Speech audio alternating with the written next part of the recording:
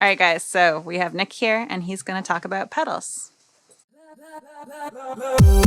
So we're taking a break from working on our highly anticipated period historical fiction concept EP.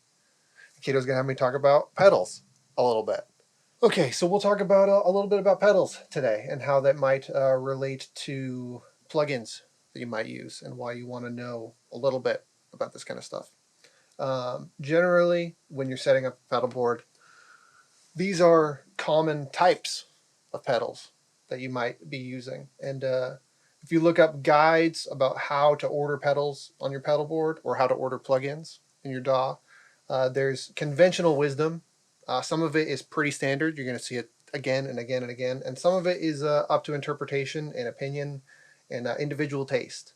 But generally, the way that you want to order things is dynamically, and then gain and harmonic distortion, modulation, and then time-based effects. So almost always you're going to want to start with a compressor if you want to have a compressor on your board.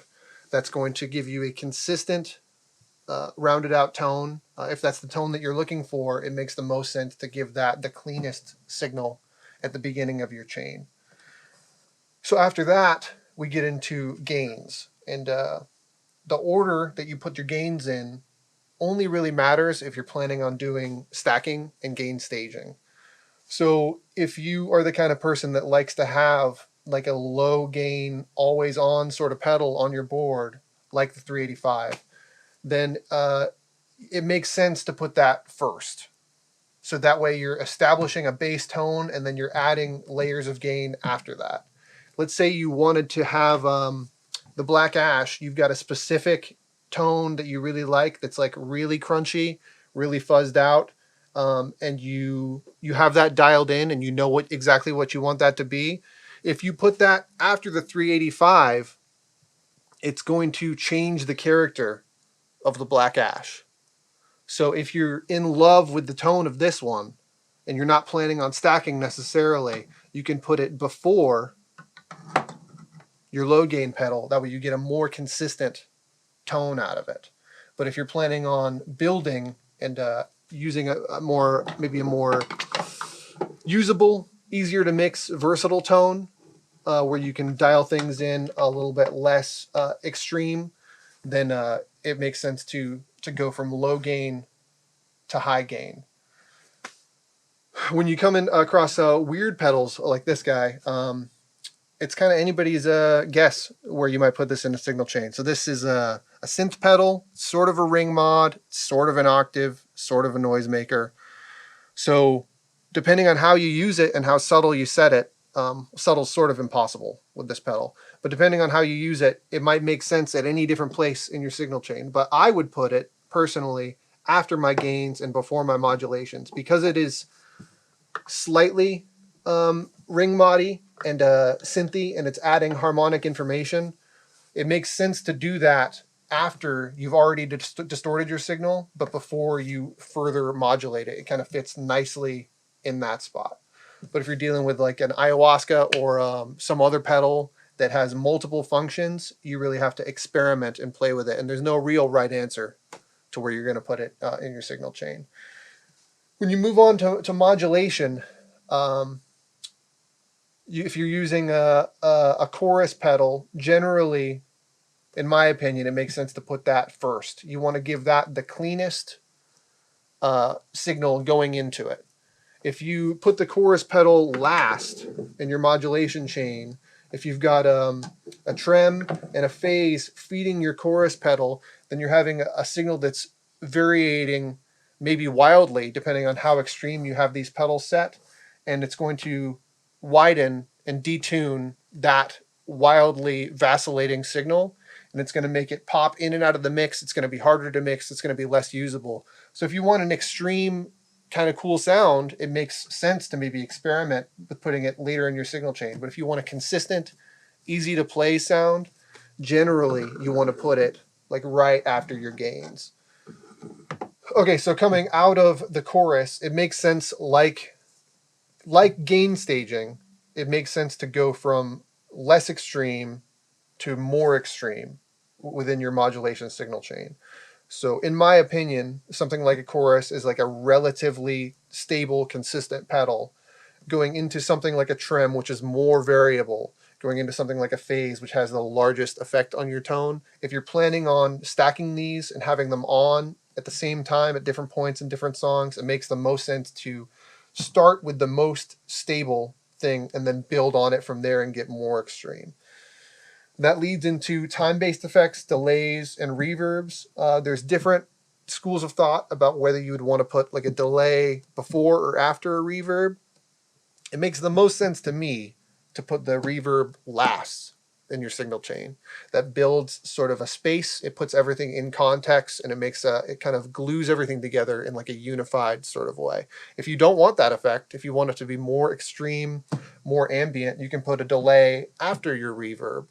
And that means that your whole reverb room sound is getting caught in different delay trails. And it might make for a more, I don't know, kind of fun sound. But if you want something that is easy to mix, easy to use, generally you want to go from less extreme to more extreme. And you go in this order from dynamic to distortion to modulation to time-based effects. Okay, so a little bit about each of these pedals. Diamond makes all around great compressors, especially. They're kind of really usable, no matter the settings you put in. It's not something you have to spend a lot of time dialing in. They just kind of work really well, really versatile. The 385 is one of my favorite Walrus pedals. I wouldn't call it really transparent, but it's still really usable. It's pretty vibey. It's based off of an old projector that's been modified into a guitar amp, I think. So it's pretty tubey sounding, but again, really usable in a lot of different contexts. The Black Ash is kind of, if you know about it, you know about it. There's only, I think, 1,000, 1,500. I don't know how many they made of them. You can get them on Reverb. There's always at least a couple floating around. But for my money, if you want a bender sort of sound, this is the pedal to get. There's really nothing else that compares. This is an older SubDecay Noise Box. I think there's been different models or different variations on this pedal since then. It's pretty unusable. It's really cool at making these sort of squishy ring mod synthy sort of sounds. It's really great for like noise, abrasive music. Really hard to do anything subtle with it. Really hard to control. Almost an uncontrollable. I mean, it's the Noise Box. It's doing what it says it's going to do. The Boss E5, criminally underrated chorus for my money. You see other Boss choruses on people's boards a lot, but this has got a stereo out, which makes it a lot more usable. You can hear this Justin Chancellor, some of his bass playing displays, some of the Tool recordings. It just a really great usable chorus sound, great on guitars and on bass. The Loma Prieta copper sound, really cool harmonic trem. You check out also the Telegraph stutter pedal that they make. Really cool, unique pedal for not very much money. Phase 90, I mean, you almost don't need to say anything about it. Historic, it kind of does one thing, and if you want that one thing, that Van Halen sort of thing, that's the pedal to get. This is maybe a lesser known, my favorite reverb, the Tomcat Daydreamer. They've got the Super Daydreamer now as well.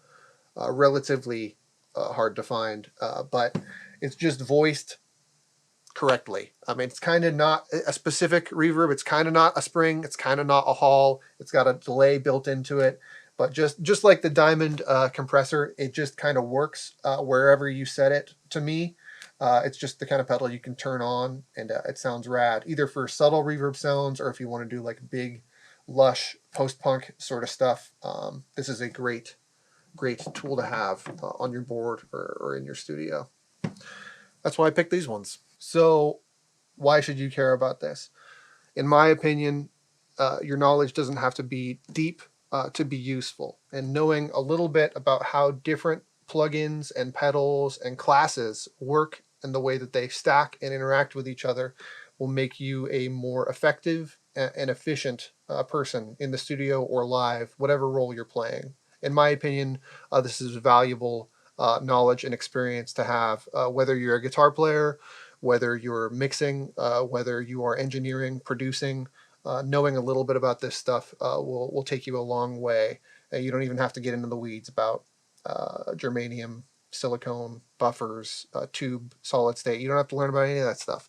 Learning a little bit is very useful. If you want some guitar tone inspiration, check out this album, Impossible Weight, Deep Sea Diver. Sharon Van Etten's got a verse on it, and she just absolutely crushes, but front to back arrangements and killer guitar tones on this album. Or you could listen to something that Cato and I worked on. We'll put some Bandcamp links in the description. We're not getting paid by any of these companies to feature these. These are just some pedals that I like, common and less common, and why you might want to use them. We'll put links in the description where we can.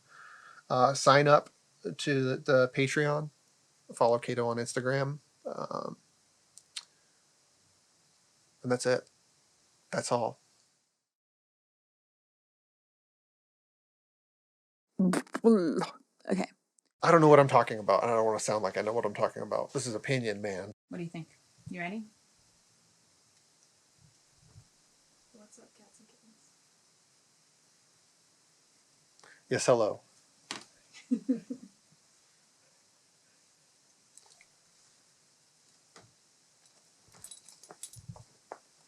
Uh-oh, you gave her attention. Now she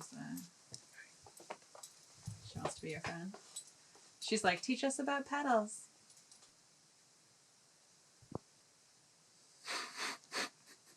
This is not helpful. I'm having to construct 4 or 5 sentences in a row. This is not typical for me. It's hard. It's really hard. I don't think that it's that hard. It is, though. Like, I'm not nervous about it. Yeah. Like, I'm not like, oh.